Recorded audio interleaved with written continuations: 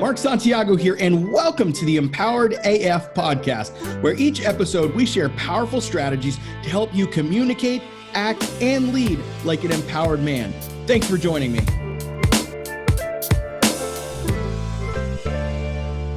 All right, it looks like we're live in the group, and I'm excited because we are going to go into another Ask Me Anything. Now, for some reason, I don't know why, but for some reason, I didn't get a lot of questions, and I think partially because we didn't post this correctly, nor did we give you guys enough time. So that's okay. I'm going to do my best to answer the questions that I did get. Today, we're going to be talking about a couple things. Specifically, there's questions around internal pain, external pain, and character traits of an empowered man. And so I wanted to address each of these, both from a story perspective in terms of my own journey and my own growth, as well as what it really takes to be an empowered man, and what my version or what my definition of an empowered man is. You know, clearly I came up with the business, the brand, the logo, all those things, and this is something that's been on my heart for probably 15, 20 years, but nobody really understands like where this came from in terms of like, why do I work with these men? And so I'm just going to address that today. You know, a lot of you know my story in terms of I went through a divorce. I was married for 17, almost 18 years, had 4 kids, lived through multiple affairs, lived through, some mental illness issues, and lived through a lot of stuff, right? But what most of you don't understand is that's not my why. My why is not just to prevent other men from going through what I went through and experiencing what I experienced. And though maybe when I started Empowered Man, that was a good portion of the why, right? Like some of the why now and some of the urgency was to help men as they were experiencing the same things that I had been experiencing. But I want to take you back actually further. And this is really the real situation, the real story behind what is happening here. When I was growing up, I was raised in South Florida, and I lived with my dad and my stepmom. And my dad was much older than me. He was actually 52 when he had me. So he was an older guy. There's a bit of about a 30-year gap between him and my mom. And he was a attractive Puerto Rican guy who was good with the ladies, I guess, and was able to find himself a younger female, and they had me. And I lived with my dad from the time I was 5 till the time I was 15. What I mean by that is that originally my parents were together, and then around 2 years old, they got divorced. So with that divorce, with that separation, led me to be choosing which parent to go to. So obviously at a young age, you end up going with your mom. That's kind of how it goes. My mom ended up moving up to Connecticut, and so I didn't really see my dad. And then at 5 years old, my dad did the sneaky thing and, was basically saying, hey, bring him down for summer vacation. He was supposed to get me for half the summer. He got me for half the summer and then enrolled me in school. And at that point spoiled the heck out of me. And I was like, I don't ever want to go back to my mom's house because she was poor. She was broke. She didn't have the attorneys to fight it. And she felt like my dad could provide a better life for me. So I ended up going. What I experienced over the next 10 years really altered the trajectory of my life. And what I mean by that is, in some ways, it gave me a lot of good things. My dad provided a home. He provided financial stability. He provided love. He provided care. He provided those things. But at the same time, my dad was a broken man. And some of you are going to hear your own story in this. And I didn't even know I was going to go into this today. I literally was just like, I'm just going to share what comes to me about an empowered man. And in his brokenness, he found his validation. He found his identity as a man in his son. And so he looked to me to be the person who would basically validate him as a man, as a father. And through that, developed some really, really unhealthy dynamics with him. My dad was not a big man. He was kind of a smaller man. He was a former boxer. He grew up during the Depression, World War II. He was actually a fighter in Korea, went to the Korean War and was a boxer. And so he took out his anger through, physical, through fighting and things like that. Um, but he was a small guy. He had kind of small guy complex. He was like 5'3" or something like that. And he was, sort of good in boxing, and like he just kind of had that mentality. And so by the time I got to know my dad, he was already in his mid to late 50s, and as I started developing a relationship with him, he was older, and he was very angry a lot of times. And that anger he would take out on me, would just shame me, would just make me feel like I wasn't valuable. In fact, when it came to sports, he really tried to live his validation of me through sports. And so I played baseball, and I was pretty good at baseball at the time. And if I had a bad game, it was like he would act like he didn't know me. I'll tell you an example. One of the things that came to me was when I was, I don't know, 10 years old or something, maybe 11 years old. There was a game he missed, and I was already so hard on myself because I expected things because he expected things. And so I created all this anxiety in myself. And so it created performance anxiety. Like, I have to perform. I have to always get a good hit. I always have to, if I'm a pitcher, I'm striking out people, like I have to get good grades, like all of these things. And I remember specifically this one game he missed, and he came towards the end of the game and came to the dugout, and it was like, the seventh inning or whatever the last inning was. And I think my team was up to bat or whatever. And I was just kind of done for the night. And he walked up, and he stood behind the dugout. And at this particular dugout had like an opening. And so you could see people out of it, had like bars and stuff. And I said to him, or he goes, how's your game? And I said, well, I'm 0 for 3. I struck out 3 times. And he just looked at me with that look of disgust, that look of, I'm not happy with you. And he turned around and walked away. And as a little boy, you feel that. And I can even feel it saying it today. And I've dealt with a lot of these memories and gone through the healing of that. But you feel when your father looks at you that way and looks at you like you're not valuable because you didn't perform. And guys, that type of wounding severely hurt me. Another thing that would happen would be my dad would often say, if I didn't perform, if I wasn't good enough in baseball or basketball or football, I mean, I played all the sports, he would get so frustrated and he would look at me and say, you don't look like my son. Some of you listening to that, you heard your father say the exact same words, or you've heard him say something similar, or his eyes said something similar. And I'm here to tell you that those words damaged you. The thing is those words don't have to damage you forever if you do the work. Guys, I went through that type of childhood where, and in some instances, it looks like it's this happy thing. It looks like this great thing on the outside, but deep down, there was this place of shame and this place of, you don't live up to my standard and you're not as good as I think you should be. And because of that, you're not good enough to be my son. Some of you have heard those words, and I'm here to argue against those words. I'm here today to tell you that, you know what? You may not have always performed. You may not have always won the thing. You may not have always been good enough, but you are enough. You are enough. Someone needs to hear today that you are enough, despite your failures, despite your weaknesses, despite the things that have happened to you. You are enough.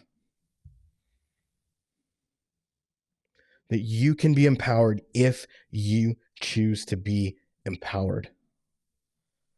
I remember one of the other things that would happen as I got older and became a teenager, my dad would get frustrated playing basketball with me. And I started to get really good at getting under his skin.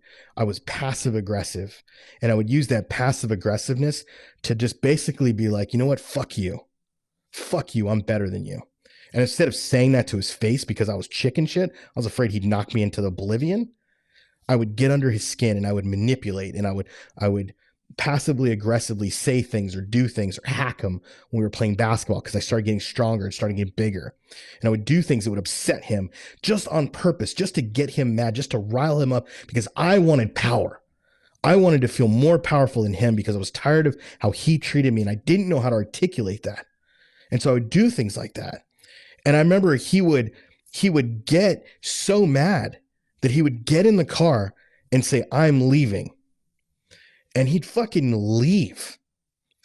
He would leave. He would take off and just fucking drive away.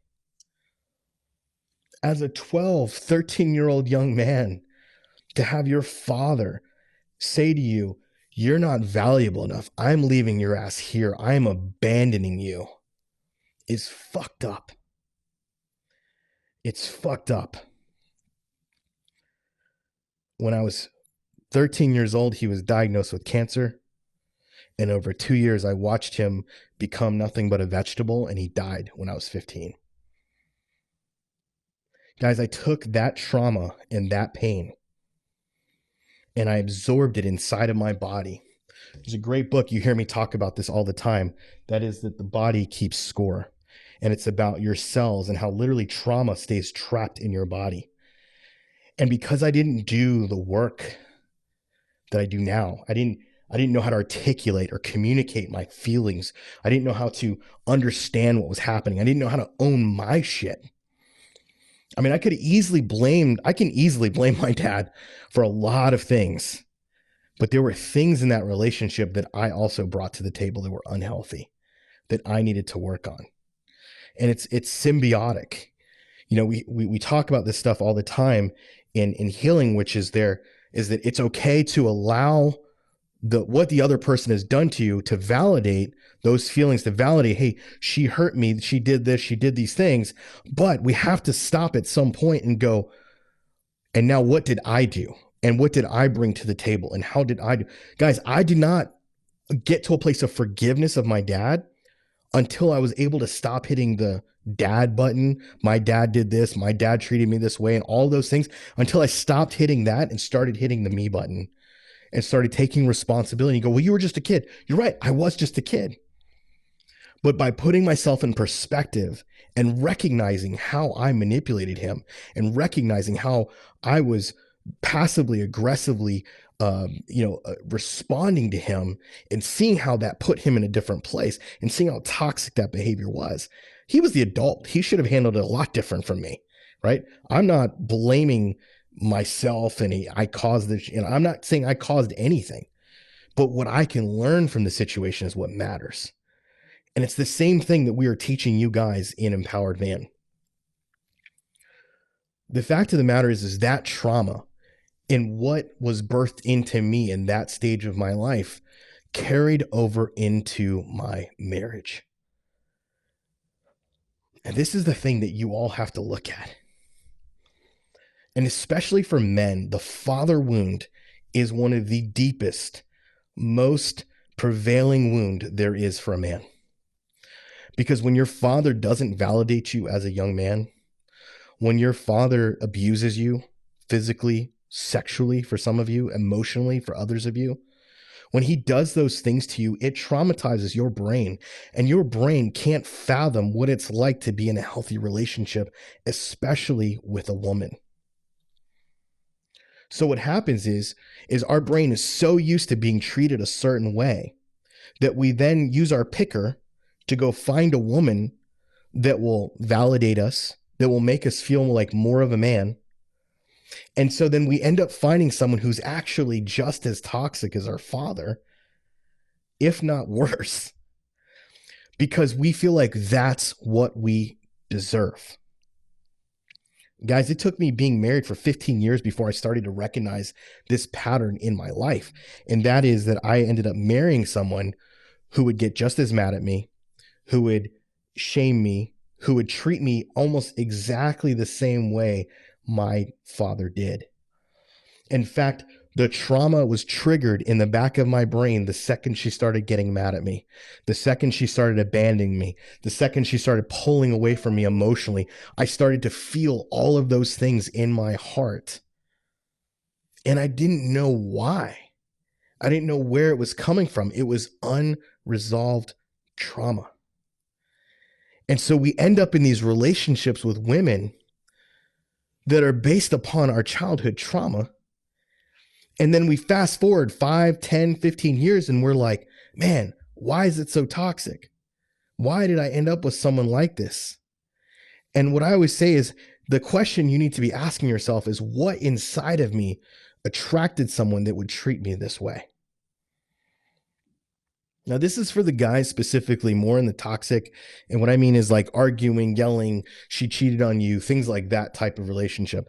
There's others of you here that it's the opposite, where you're the aggressor and you're the abuser and you're dealing with that side of things. More than likely, it was kind of the opposite for you, where maybe the wound with your dad was he made you feel a certain way, and so you responded in a different way. Maybe you responded where you're like, oh, I'm going to be an alpha then. I'm gonna kick everyone's ass, and you became more of the abuser and the aggressor. In my situation, I went the other way. I became more of like a beta. I became more of a bitch. I became more of a people pleaser. I became all those things. And my natural personality is not to be a dominant person. My natural personality is actually very like loving and kind, and like I just love people and I love being around people, I love helping people, and all those things. Those are my natural tendencies. But what happened was those crippled me, because then I became about saving as opposed to being there and being strong. I believe that you can rescue your beauty without having to save her. And what I mean by that is that the rescuing that you can do is just by being strong and being there for her in a healthy relationship. I'm not talking about the toxic stuff where you're trying to like save her out of her shit, but rescuing looks different. And I took that word rescuing because I read some books back in the day that talked about rescuing your beauty and rescuing her, is seeing it as something like she needed a savior, a knight in shining armor. She doesn't need a knight in shining armor. She needs a man who will fight for her, but not fight against her in a place that is unhealthy and toxic. In fighting for her, we're saying, how can I serve you? How can I support you? I'm not saving her from what she's doing to herself. I'm partnering with her as we traverse this life together. And that's different. But I had this very unhealthy upbringing, upbringing that brought me to a place where I thought this is what it was supposed to be like. You're supposed to marry this person, and this person is supposed to validate you, make you feel more like a man, make you feel like you're the greatest thing ever, and give you all of this ego, because that's what I needed. I wanted my ego to be totally inflated because my ego sucked. My ego was very selfish and self-centered, and it was dry, and I had no validation anywhere. And so I looked to her to make me feel like a man. Guys, if you are looking to your wife to feel like a man, you've got problems.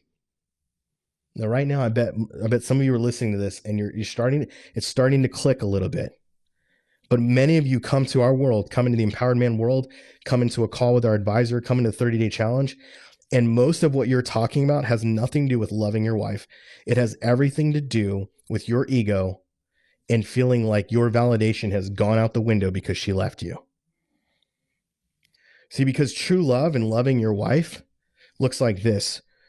When she says, I don't love you anymore, or when she says, I've had an affair, you're hurt, but your hurt quickly turns to, oh my gosh, what must you be feeling inside for you to have violated your own vows? What is going on inside of you that has got you to such a place where you don't feel safe with me anymore? That's different from, why don't you want me? How dare you leave me? How dare you do this? And what about our covenant? And what about marriage? And what about our family? And all these things that you're throwing at her because you're still trapped like that little boy with his father, not feeling validated. Men, your father and other men are the only people who can give you masculinity and validation. There is no woman on this planet who can make you feel truly validated deep down inside. Sure, she can help. Sure, she can lift you up and encourage you. But at the end of the day, masculinity is bestowed from masculinity.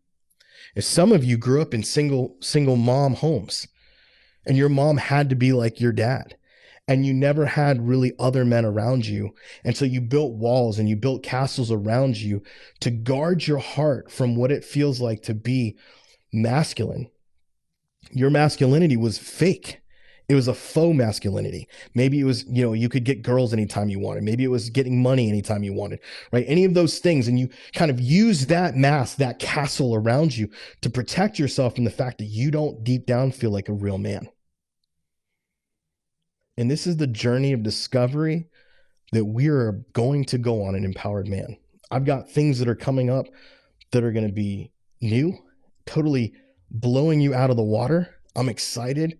We're going to be launching a season 2 of Empowered Man that is, I think, is going to be the greatest next thing for us, evolution as a company. And I'm excited for it because it doesn't just stop here. The work that Empowered Man does is not just in guys that are in crisis with their marriage. We do so much more, but most of you don't even have any idea. You don't even see it because all you see is hurting guys and their wives and their situation. You have no idea the work we do with fathers. You have no idea the work we do with business leaders. You have no idea the work we do with guys and mindset work and some of those different things because you're so focused on this one thing right now, and that's okay. But we're about to expand. We're about to sort of pull the veil back and show you what is next for you.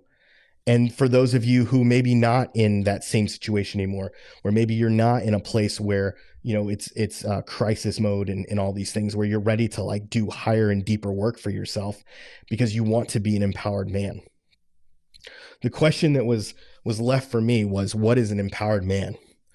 And I think an empowered man is a man who feels empowered and validated in everything that he does. And I don't mean he gets his validation from those things. I mean that he's already validated in himself and he's already empowered in himself. And his power doesn't come from doing things. His power doesn't come from being a leader. His power doesn't come from being a father or being a husband. His power doesn't come from that. His power comes from within. And it's because he is resolved within himself who the fuck he is. Men are searching and craving for identity. And there is an identity for you that only you and maybe God, if you believe in God, can help identify. But I believe that every man has a purpose, every man has a place, and every man can choose to walk empowered if he so chooses. You don't have to live a disempowered life. A disempowered life is a victim life. It's a life where everything's coming against me and I have no control over what happens. It's a life where you feel like a lost little boy all the time. But an empowered life is where a man wakes up and goes, you know what? I don't have control over all these things, but the things that I do have control over, I'm going to show up. I'm going to give it my all. I am going to be there for my kids. I am going to be there for my spouse. I am going to be there for my job. I am going to lean into the pain. I am not going to just mask it all and bury it and shove it away. I'm going to be honest and I'm going to articulate what I feel and what is actually going on. And I'm going to live an empowered life. And I'm going to make a difference in this world. I'm going to plant seed in this world that is good, that I'm going to reproduce the good things in me and let the bad things go away and deal with those bad things and not allow them to come into this world or to come into my children. I'm going to reproduce character into my children. I'm going to leave a legacy for my kids. I'm going to leave a legacy for generations. We've lost that in our world, because we're so focused on ourselves and we're so self-centered and selfish. We miss these small opportunities. Last night, I noticed that my son had been struggling with something in school, and he's doing good in school, but he's just struggling with friends and just, being in a new environment and having new people around him and not used to that. And he's just trying too hard. You're in a new environment and you're trying too hard. And so I was like, you know what? Every night I tuck him in. I used to not even do that. I mean, I was overwhelmed. I had so many kids and all this stuff, and I barely ever tucked him in. And through the 5-dimensional, work that I've created, I started a plan where I started doing it 3 times a week, and now I do it every single night he's at my house. And it's become a bonding moment, and that's because I found that scientifically, they've actually proven that what kids remember the most is not the vacations. It's not the money you spent on them. It's not the things you did with them even. It's not taking them to Disney World or taking them to play baseball. It's actually tucking them in at night. They remember that the most. And some nights I don't feel like it. I just hug him and I'm like, good night, love you, bye. But I do it consistently every night. And last night I just felt this thing like I need to talk to him. I need to be vulnerable with him. I need to hear him. And he shared with me about how sad he was about where he was at with his friends. He's 9 years old. And I could see tears welling up in his eyes because he felt alone. My son felt alone. As a father, you never want to hear that your kids feel alone. It is devastating because you are there for them. But in relationship with other children, he felt alone. And he didn't feel like other kids liked him. It's rejection. And rejection is what man has dealt with since the beginning of time. Abandonment and rejection, and men especially, don't know how to deal with it. We are not as good at articulating our feelings. We're not as good at building relationships like women are. Our brains are wired differently, but we crave relationship. And my young son craves relationship. And so we sat and we talked about it, and I allowed him to share his feelings. I allowed him to share he was mad, that we had to move and he lost the friends that he had. And he's really struggled at this new place. He's trying too hard. And I was able to articulate, hey, I remember what that felt like. I did the same thing. And I'm not telling you this to pat myself on the back and say I'm this great dad, because I fail a lot of times. But in this moment, I caught this moment and I shared this special moment with him that hopefully he'll remember as a time that showed my dad cares. No matter what is going on in the world, no matter what is happening around me, that my dad cared enough to hear my heart and to hear my story. Guys, that wasn't the way I was raised, but that doesn't mean that's the way I have to live. Some of you are blaming way too much on your dad. You're blaming way too much on your past and the not knowing and all this bullshit, instead of just, saying, you know what, I'm going to be fucking vulnerable for a minute and I'm going to learn how to be a good father. I'm going to learn how to do these things and love my son and love my daughter in a way that maybe I wasn't raised with. And I'm just going to lean into it and do it. Man, there's so much out there for you. There is so much more for you. We've come to this realization at Empowered Man. I've done a lot of work on what the actual purpose and the vision and the mission is for Empowered Man. It is not to save marriages. Shit, it's not even to save men. You know what it is? The purpose of Empowered Man is to help every man start living an authentic life. It's to eradicate loneliness and inauthenticity in man. The purpose of Empowered Man is to eradicate loneliness and inauthenticity in every man, so that you would thrive in all 5 dimensions of your manhood. That is why we're here. And you're about to see some amazing growth, some amazing changes that we're moving. So I don't like calling this a movement because everybody's got a movement supposedly, but we've got a lot of momentum behind what we're doing and what we're building. And we are thankful that you're on this journey with us.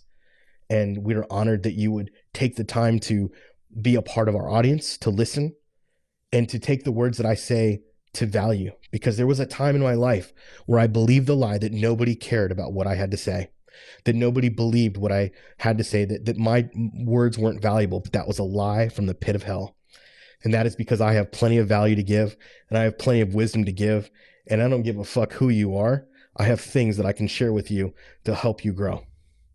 So guys, if you're with me, stay with me. We've got a journey ahead of us. This is just the beginning, and I'll see you on the other side. Hey, this is Mark Santiago, CEO and founder of Empowered Man. I want to thank you for listening to today's podcast. However, before you go, I want to give you a special invitation. Now listen, we've got a program that is designed specifically for men who are hurting right now, who are on the verge potentially of divorce, who are facing potential separation or already separated, and they don't know what to do. They don't know where to turn. They're dealing with anxiety. They're dealing with cheating. They're dealing with all kinds of shit. If that's you, I want to challenge you to take the Empowered Man 30-day challenge. That's right, the Empowered Man 30-day challenge. You can go to emchallenge.com right now and sign up for the 30-day challenge. Here's why I think you should do that. If you're hurting, you need to understand why you're hurting. You need to understand what is actually going on. In week 1 of the challenge, we are going to actually rip off that Band-Aid a little bit and coach you through that process. And then we continue to do that process all the way to the point where you start to make decisions that are empowered instead of disempowered. I don't know about you, but I would much rather make decisions from a place of strength than a place of weakness. So if you're facing decisions, if you're facing this anxiety, what do I do? How do I respond? When my wife is being toxic, I don't know what to do. My wife is cheating on me. I don't know what to do. My wife doesn't love me. I don't know what to do. We are going to help you find those answers within. Now, look, this 30-day challenge is probably unlike any other you've been a part of. Why? Because not only do we have daily assignments happening in the program every single day, but you also get live group coaching calls. I said live group coaching calls with myself and my lead coach. That's right. I am a part of this. It's not just some other people doing it. I am there live with you every single week call that we are on. Third part of that is you're going to have a community of other guys that are going through exactly what you are going through. And the best part of this isn't even a fraction of the price we could charge for it. In fact, at some point we may raise the price, but right now it is at a bargain. So go to emchallenge.com, emchallenge.com to take the Empowered Man 30-day challenge, and I will see you on the inside.